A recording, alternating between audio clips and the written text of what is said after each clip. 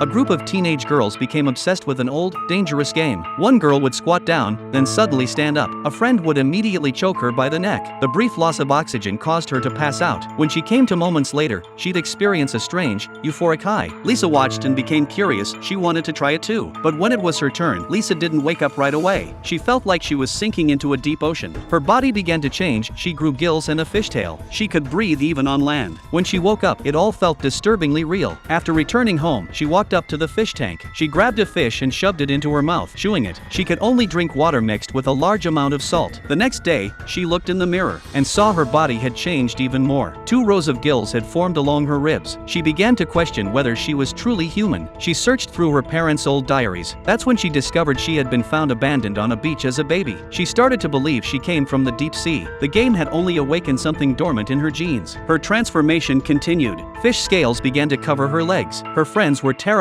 when they saw her. Before she turned into something unrecognizable, Lisa decided to indulge herself one last time. She put on heavy makeup and went to an adult party. She climbed onto a table and danced in front of everyone. A crowd of men quickly gathered to watch. A friend angrily tried to stop it but ended up triggering a conflict. But it led to a fight. When people saw Lisa's mutated legs, they screamed and vomited in shock. Lisa fled home, crying. She drank an entire bottle of vodka. When she woke up the next morning, her legs had completely turned into a fish tail. She broke down in tears. After she crawled into the bathtub, she felt a comforting sensation throughout her body. She soon fell into a peaceful sleep. Her gills allowed her to breathe freely underwater. Eventually, the entire house was flooded. Lisa realized she could no longer stay in the human world. If she did, she'd be captured and turned into a science experiment. She called her friend. The friend came quickly and agreed to help her escape. They drove to the seaside together. Lisa made one last phone call to her adoptive parents. Then she said goodbye to her friend. Dragging her fish tail behind her, she slipped into the ocean. She had finally returned to her true home. Somewhere in the depths, there might be others like her. That, she believed, was where she truly belonged.